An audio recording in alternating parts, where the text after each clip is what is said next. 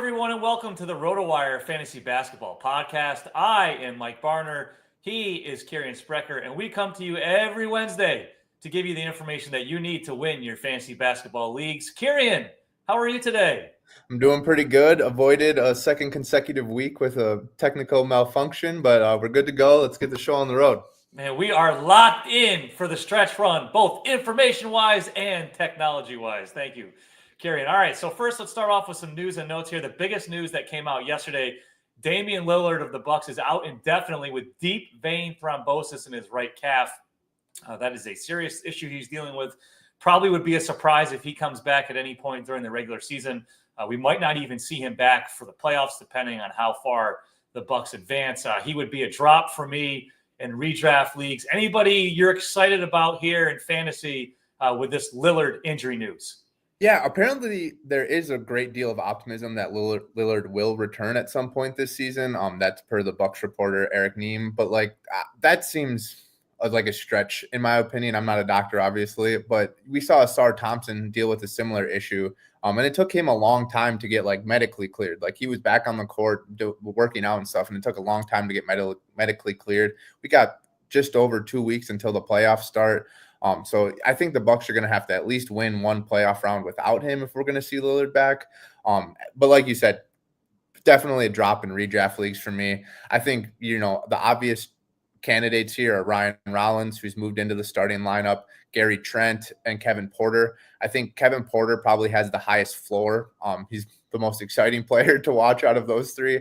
Gary Trent, given his veteranship, for lack of a better term, he's been here, done that. He's been a fantasy contributor in his career. Maybe he gets a bigger role moving forward. He's had some moments for the Bucks this year, but he's probably the safest option. And then Ryan Rollins to me is just a wild card. If he's racking up steals, you can get a lot of value there. But I just don't see much offense production coming from Ryan Rollins.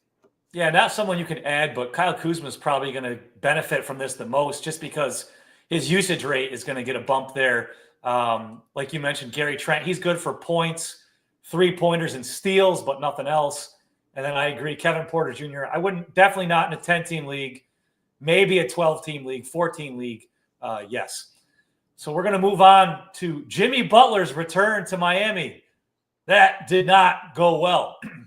Excuse me. Jimmy Butler played 29 minutes in the Warriors' blowout loss last night. He had 11 points, 6 rebounds, 2 assists.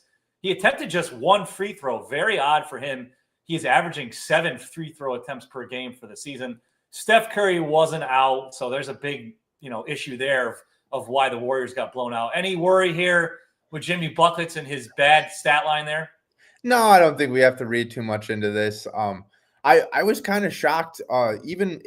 Steph was in Miami. He traveled there. He was getting ready. It seemed like he was going to suit up, and then he ultimately didn't.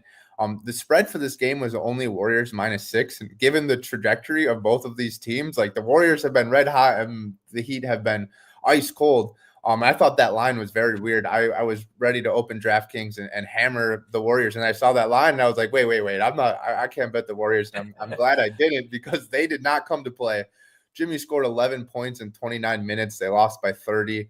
Bam Adebayo looked like he did not care. Looked like he wanted to send a message. He looked like he was playing a pickup game where he knew he was the best player on the court, and he was the best player on the court last night. So props to Bam. I'm not reading too much into the Jimmy situation. I think once he gets out of Miami, they'll be back and locked and loaded and ready to win some more games when Steph comes back, which appears like it'll be soon.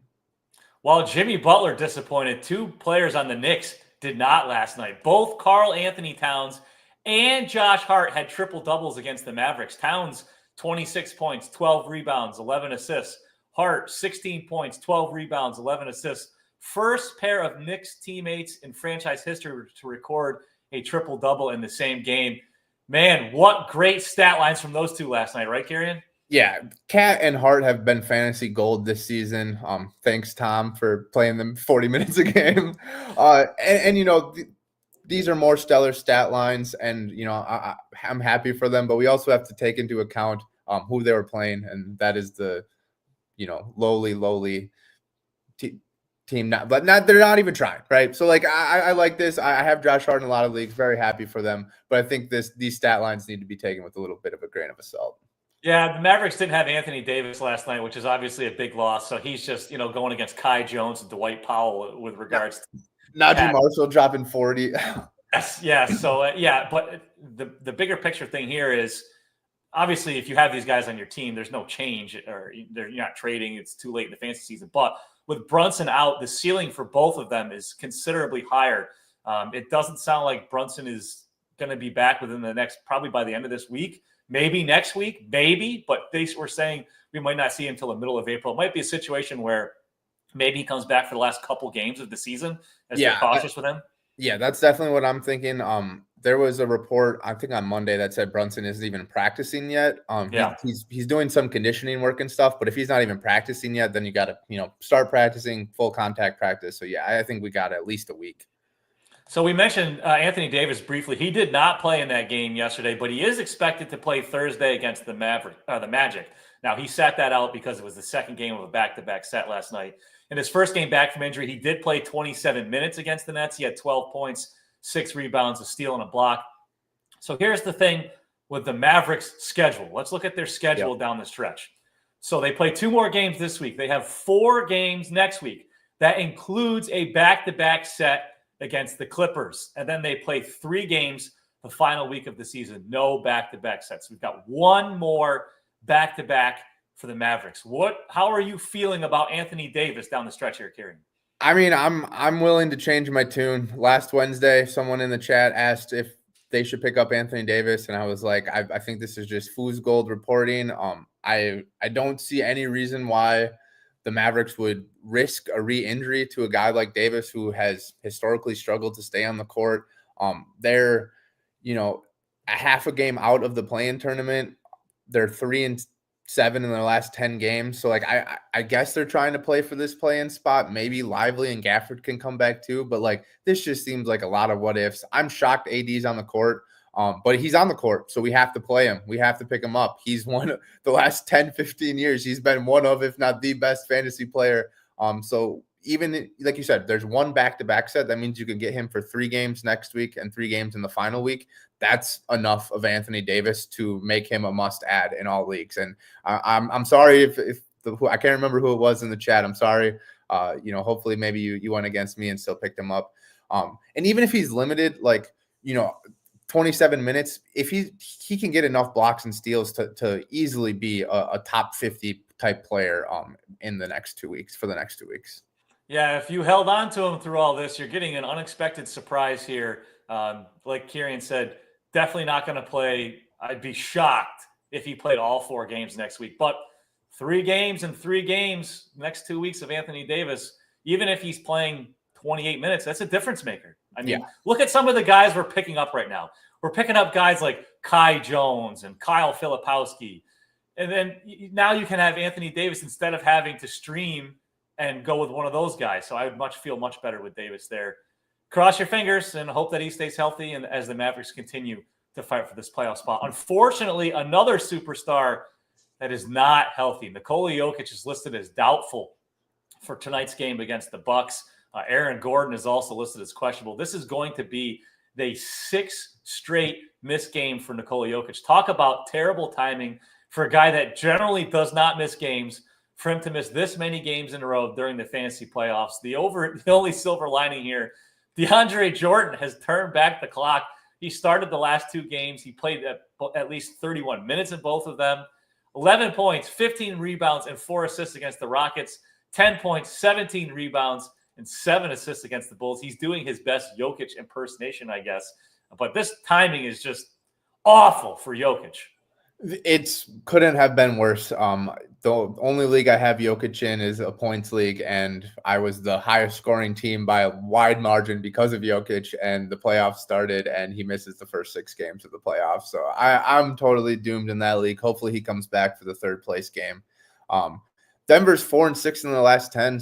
They're still sitting in that 3rd seed with Jokic out. Like I thought that was going to be a major concern, that they'd slip down the standings a little bit. They haven't really been playing well. DeAndre Jordan, like you said, the assists for DeAndre Jordan have been mind-boggling. I don't think we can rely on that too much. And Michael Malone did say that Jokic is expected to be back some point this week. I'm still starting him this week because of that. He's going to miss the first 2 games. If Jokic comes back, he can drop 20 in the last 2 games of the week, in each of those games. So this is a tough situation. I drafted him 2nd overall, so I'm going to leave him in my starting lineup, just hoping that he comes back and plays those final 2 games of the week. Because, like you said, am I turning to Tristan Vukovic? I would rather have 2 games than Nikola Jokic. Yeah, and just another noteworthy stat line. The last 5 games with Jokic out, Russell Westbrook has averaged 14 points, 5.4 rebounds, 8 assists, and 2 steals. So we talked about DeAndre Jordan turning back the clock. Westbrook has showed throughout the season that when the Nuggets are missing guys, he can be a valuable fantasy option. Yeah, absolutely. When Brown missed time, he stepped in, and then Brown came back, and they had to keep him going. Russell, he's been a must roster guy for a while now, and you can roll with him whenever someone's out for Denver. Another superstar who's listed as doubtful for Wednesday is Jayson Tatum with the Celtics facing the Suns. He looked like he was in a lot of pain when he injured his ankle against the Kings on Monday. So I'm not surprised he's missing this game. So let's look a little forward here because we're in the fantasy playoffs. We're in the stretch run here of Roto Leagues. The Celtics play again Saturday against the Spurs. I'd be pretty surprised if Tatum plays that game against a tanking Spurs team that's missing their best players. Seems like a good opportunity to give him another game off for him to heal. So then the next game after that would be Monday against the Grizzlies. That would essentially give him a week off. That might be best case scenario for Tatum here. They're basically locked into the 2nd seed, Kirien, so there's no reason to push him, right? Yeah, exactly. And that's kind of been the situation for a couple of weeks now, and they've been resting guys. However, I really think that the Jaylen Brown recent injury, he came back for their last game, and the Tatum current injury, these are real injuries. Like these aren't just like, oh, we're going to give our guys some rest. Like these are actual injuries. So I expect Tatum to miss a couple games, just like Brown missed a couple games. But once we get into April, we get into that 2nd weekend in April, I think Joe Mazzulla is going to want his guys out there. He's going to want them to get fresh and shake that rust off before the postseason starts. But I'm 100% with you. I think Tatum's going to miss at least a couple of games because he sprained his ankle and had to leave the game early. It wasn't like this is just a rest day for him or anything. He actually suffered an injury. Yeah, and I don't think there's anybody on the Celtics that's like a must stream for tonight. Yeah. I mean, maybe Horford, maybe Sam Hauser, but I'd rather stream a guy like Justin Edwards on the 76ers. He's got a better matchup against the Wizards. I'd rather go that route than stream Hauser or Horford. How about you, Kirien? Yeah, I agree. I think the Hausers, the Baylor Shiremans of the world, like they really get those values when like 3 or 4 of the guys are missing. Like when 1 or 2, it's like, okay, Derek White's going to shoot 6 more times tonight or whatever. I think Peyton Pritchard's probably a 1 step ahead of the Hausers and the Shiremans of the world. I think you can trust him a little bit more. But yeah, I think when only Tatum is out, there's not a huge boost for those bench guys. Now, it's pretty incredible that this person is worth talking about in our opening segment, but this is where we are. Quentin Grimes is not listed on the injury report for tonight's game against the Wizards. He sat out Monday for rest. This is what Grimes has produced over his last 12 games. Averages of 28 points, 4.9 rebounds, 5.2 assists, 2.1 steals, and 3.4 three-pointers. He shot 51.7% from the field, just under 40% from behind the arc. Quentin Grimes has been a great fantasy option. So like we did with Anthony Davis, let's take a look at the 76ers schedule down the stretch here. They only have one more back-to-back set. That comes this weekend. They play Saturday against the Heat and Sunday against the Raptors. That game worries me. What about you, Kirien? Yeah, after him missing this last game, it definitely should be worrying. I think, resting your only good, healthy player against a team that is also tanking is just shameless. I thought Utah's fine kind of slowed tanking a little bit. Like there was like a brief week where Markkanen and Kessler were playing, and now it's just like it hasn't really halted or stopped anything. I want to say Grimes should keep playing and will play this second half of a back-to-back, but we have to trust the the historical precedents. He just missed one, and we have to assume that he's going to miss another one. But I think you still have to play him. Like he's the way he's producing right now. He's a top level fantasy option right now. Yeah, I really like, even with Grimes back, I really like Justin Edwards. If you can add him, he's been a great source for points and 3-pointers. He's been playing a ton. Even in the 4 games previously that Grimes did play, Edwards was playing a lot and scoring a lot. So if you're looking for a streaming option, I mean, we've got 3 games left for the 76ers this week. And I think Edwards would play in all 3 of them. So that's someone, if you're looking for some help on the waiver wire, someone to consider. Now, Kirien and I are going to play a little game of would you rather, and who would you rather have for the rest of the season? An established player that has been that's rostered in the vast majority of leagues, or some players who are still available in the vast majority of leagues. So before we do that, let's hear a word from our good friends at Rebet. March Madness is here, and if you're looking for a way to get in the game, it's time to check out Rebet, the ultimate social sportsbook and casino platform. With over 100 leagues on the sportsbook and 25-plus 24/7 live dealer casino games, we are striving to give users an experience they haven't had elsewhere. All March long, Rebet is rolling out daily promos, making it the ultimate month of exciting offers for their fans. Right now, for a limited time, Rebet is matching your first purchase up to $100 in Rebet cash when you use promo code RotoWire. Download Rebet today on the App Store or Google Play, enter code RotoWire, and start playing with your promo funds. It's time to play, predict, and experience the madness only on Rebet. Okay, now, Kirien, it's time to play a little would you rather. These are players, who would we rather down the stretch? And again, one player is going to be an established veteran that is rostered in the vast majority of leagues, and the other is a young player or someone on the fringe who is not available in the vast majority of leagues. I'm cheating a little bit on the first one, but we're going to do it anyway. So our first battle, RJ Barrett or Shaedon Sharpe. Now, Shaedon Sharpe, when I originally came up with this topic, was available in 51% of Yahoo leagues. He is now available in 47%. Still worth checking. Now, Barrett is averaging 21.4 points, 6.5 rebounds, and 5.6 assists this season. All of those are the highest marks of his career. However, he has sat out 6 of the last 10 games. He did deal with an illness, but there was some resting situations. Sharpe, on the other hand, has been great. He has started each of the last 14 games, averaged 18.8 points, 5.9 rebounds, 3.1 assists, 1.9 3-pointers. He also helped with his percentages, 46.2% from the field, 81.6% from the free throw line. Mr. February himself, Jeremy Grant, has only played 2 games in the month of March. The last one was the March 9th. We may not see him again this season. So, Kirien, who would you rather have down the stretch, RJ Barrett or Shaedon Sharpe? I'm rolling with Sharpe, and it's not particularly close. You mentioned Barrett's absences. In those 4 games that he did play, he played 30 or fewer minutes in all of those appearances. He's averaging 33 minutes on the season. So, like, even when he's playing less than he has been all season. He's currently off the injury report, but I don't expect that to last for long. We've talked on the last couple of shows about how Toronto has shifted into this tanking mentality, and Barrett quickly and Pirtle continue to miss periodic time. Pirtle and Quigley are kind of on like a play one game, take one game off. We'll see what Barrett's on. I wouldn't be surprised if it was like something similar. And then you look at like Sharpe on the other hand. I talked a lot about like the Mavericks, the Kings, the Suns, how they were falling down the standings and Portland was coming up.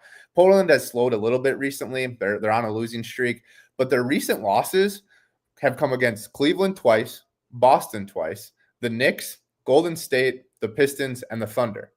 Those are all really, really good teams. Yeah. So Portland losing to those teams isn't like here we go again with Portland. Like they're just losing to teams that are better than them. I think Portland will at least have like maybe one last grasp at trying to claim this play-in spot. They're like 3 games back right now. And Sharpe has been playing fantastic. He hasn't missed a game since November 4th. He dropped 36 points off the bench on February 26th. And since then, he's moved into the starting lineup, started 14 straight games. Over this stretch, he's averaging 20 points, 6 boards, 3 assists, and a steal. Most importantly, playing 35 minutes per game. You mentioned Jeremy Grant. He's really the only guy that's missed time. So I think Sharpe has a clear path to consistent minutes, consistent role every game, where Barrett, sure, maybe he has better performances than Sharpe every now and again, but you just can't count on him to play every game. Poor Jeremy Grant. He still doesn't realize that they play basketball all the way through the month of March and into April. I mean, he hasn't experienced it. He doesn't know. Poor Jeremy Grant. Early vacation. Yeah, he's already got it booked. All right, our next battle. Lauri Markkanen or Santi Aldama. Aldama is available in 54% of Yahoo leagues. Lauri Markkanen has played just 4 games since February 22nd. He did not play more than 28 minutes in any of those 4 games. Yep. Meanwhile, Aldama has averaged 12.9 points, 6.1 rebounds, 4 assists, and 2.2 3-pointers over his last 13 games. Brandon Clark is out for the season here for the Grizzlies. John Morant's been in and out of the lineup. Aldama for me, hands down here, Kirien. How about you? Yeah, absolutely. You nailed it. The 4 games in the last 27 or 4 appearances in the last 17 games, and he hasn't played more than 28 minutes even when he has been on the court. There was, like I said earlier, there was a brief period of time, like 3 or 4 days, where it was like the Jazz are going to have to play everybody. Kessler's available, Collins is available, Markkanen is available, and then all of a sudden Markkanen was like, actually, I have an ankle injury. Actually, yeah. I got to leave because of a personal issue, and now I'm sick. Like, I get as far away from Markkanen as you can. Santi Aldama's moved into the starting lineup recently. Morant's out, so there's extra usage there. Jaren Jackson left last night's game early, so maybe there's another big boost coming.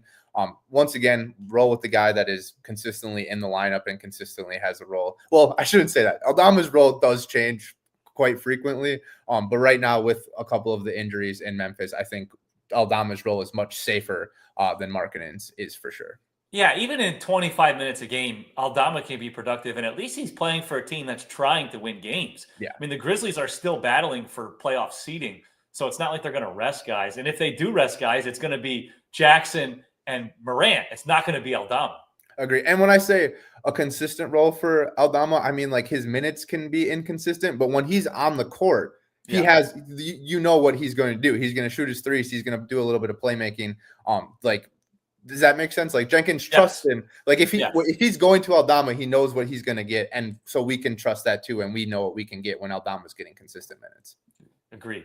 All right. Now we're going to go Chris Paul or Isaiah Collier. Collier is available in 71% of Yahoo leagues. Paul has averaged just 23 minutes over the last 10 games. That's down from his season average of 28 minutes per game.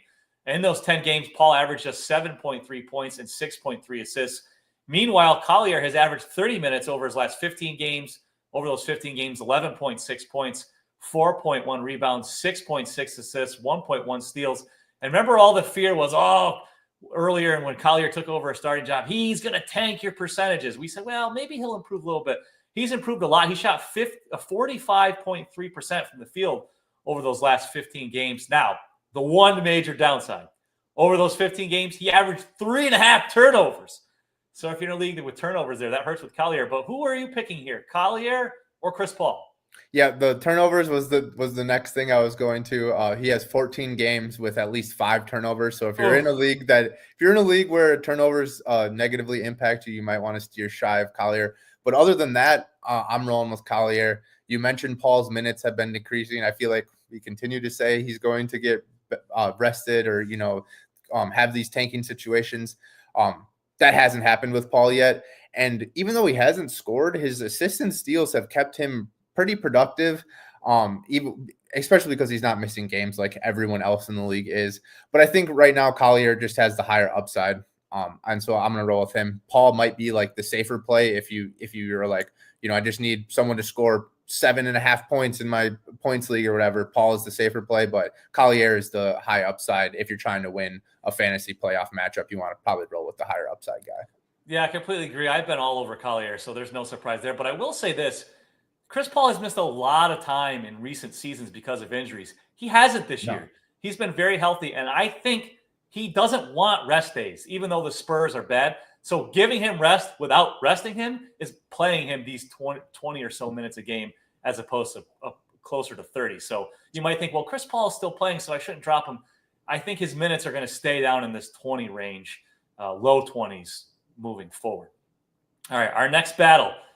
other side of the Jazz, Collin Sexton, and Kevin Huerter of the Chicago Bulls, who is available in 76% of Yahoo leagues. Sexton has played in 10 of the last 14 games for the Jazz. He averaged 17.4 points, 4.7 assists, and 1.1 3-pointers during that span.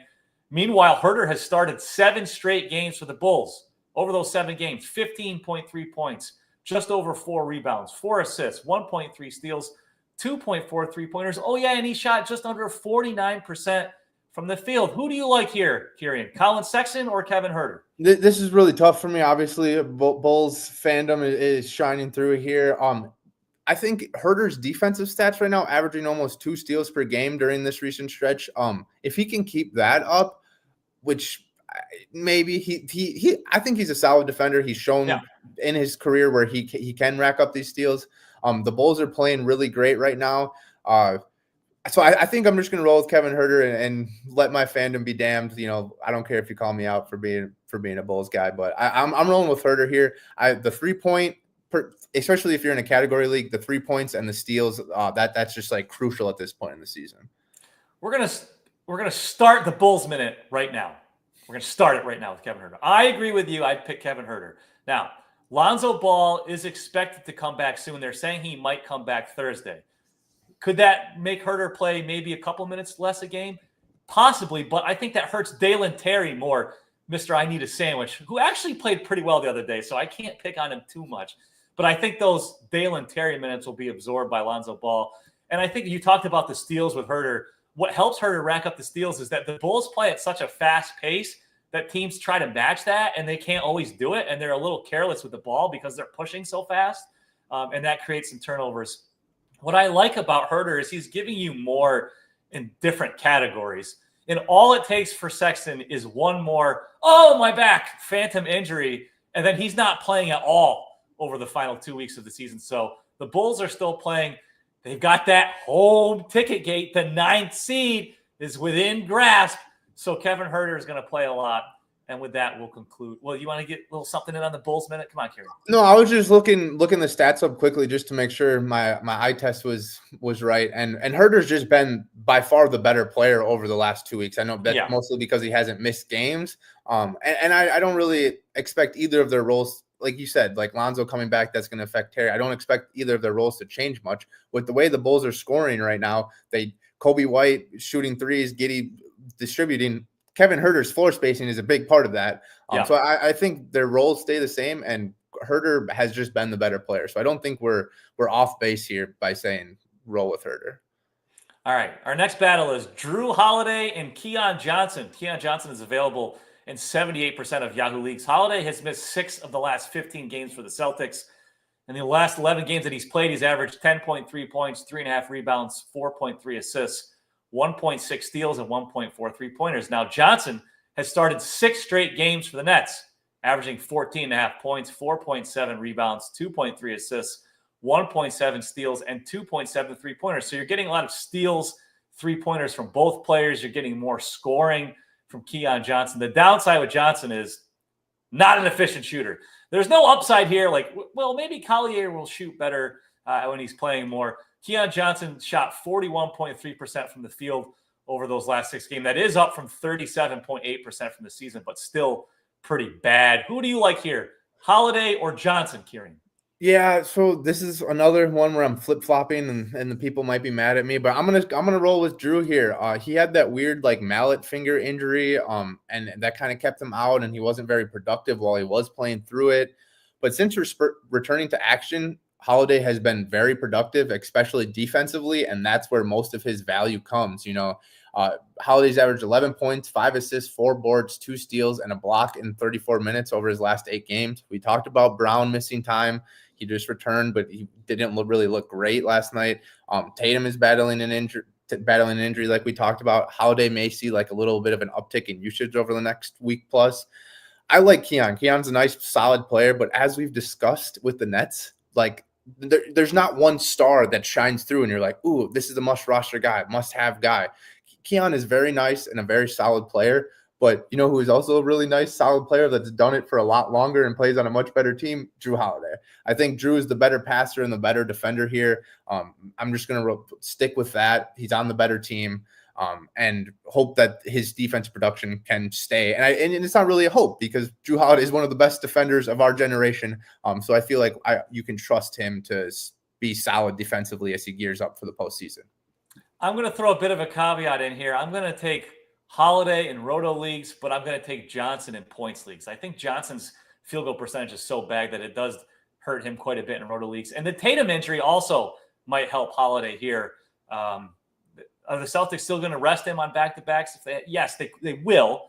But they're probably not going to coast in so many games like they have been, just blowing teams out, because Tatum won't be in there. So that could help Holiday on the nights that he plays. Totally. That makes sense for me. I'm just looking up Holiday's like rest situation right now. He's, he missed the first half of this recent back-to-back, but he played in both halves of the other back-to-back, and he played 35 minutes and 38 minutes in those games. So it'll be interesting to see what his rest situation is like going forward. But like I said, I feel like Jrue, this is the time where Jrue thrives, right? He's like, all right, we got 2 weeks before the postseason. Let me get my defensive skills rolling before we get into the real action. All right, I saved the juiciest battle for last.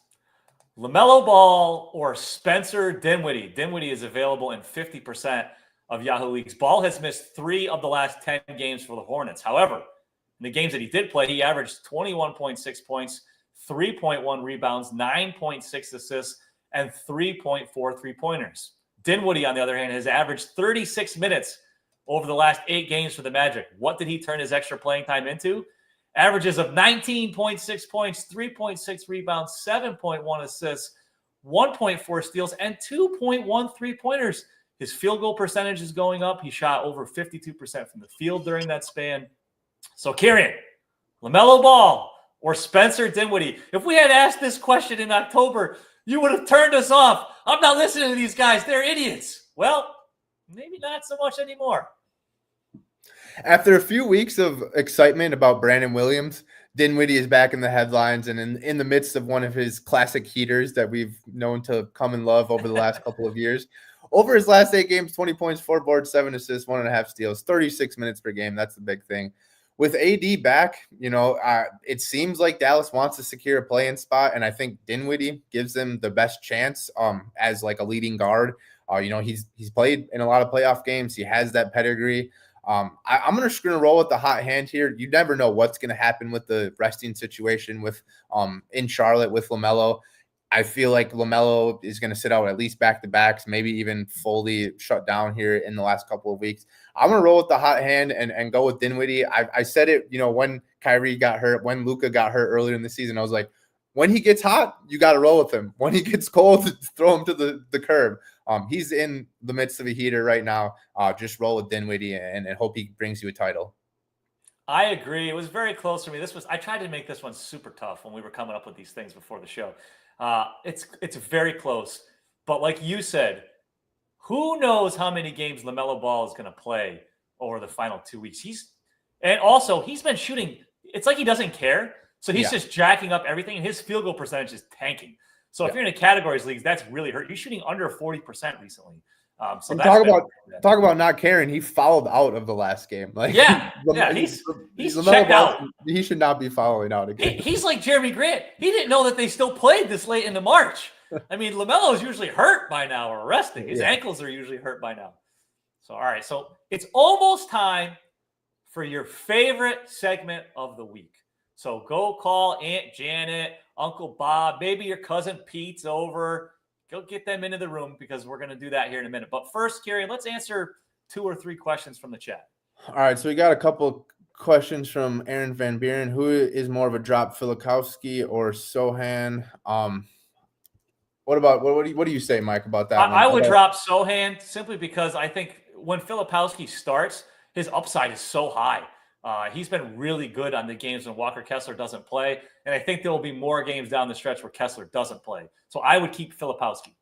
Yeah, Sohan, it's tough. He scored in double figures in 6 straight. Looked like he was 16.6 boards. He looked like he was going good. And then the last 2 games have been absolutely horrific. I think Filikowski has the higher upside for sure. But if you're, I'll just roll with Filikowski. Don't want to touch Sohan right now. You just never know what you're going to get with him. We talked about P-Dub. We talked about Jrue. I like Jrue. I think the defensive stats right now are going to be there, and you can count on that. If you're looking for anything more than that, and defensive stats and assists. Anything outside of that with Holiday is going to be tough. Good to move on here, Mike. Yep. Van Buren says he dropped Jrue and he's a little upset, but he's got Pritchard. That's solid. We talked about KPJ earlier, Aaron. I think he's the highest upside play or highest upside add in Milwaukee without Dame.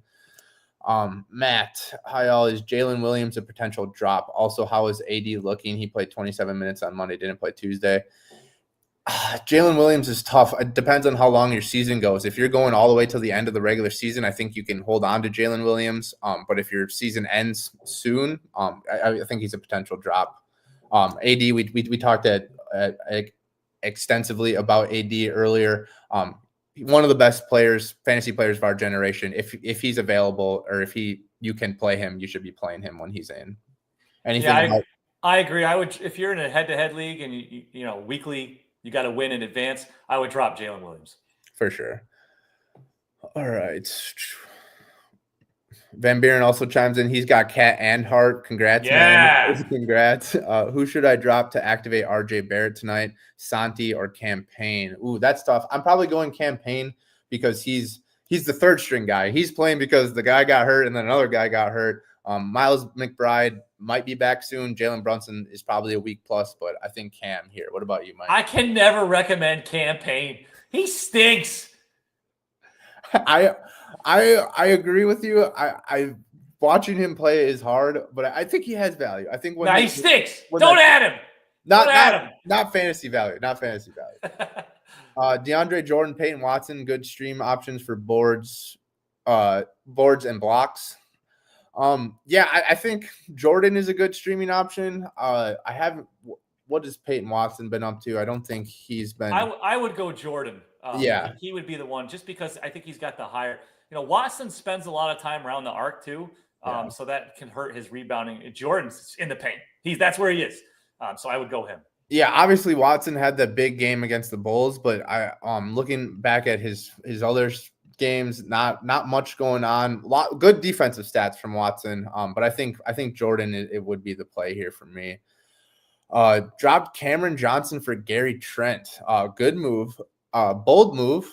I think they're pretty similar players. If we're really going to get down to it, they're going to hit some threes. They're going to score 15 to 18 points, couple boards, couple assists.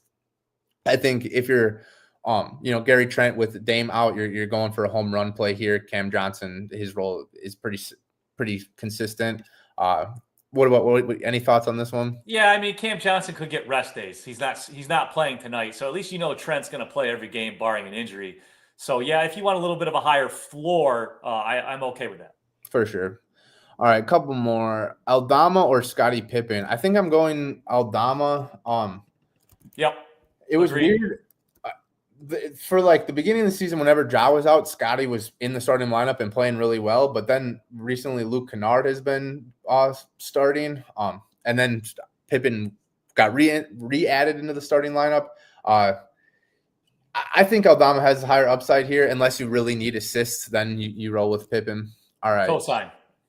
Big Gucci John. I have Jokic, Tatum, and Harden. Should I be concerned about these injuries?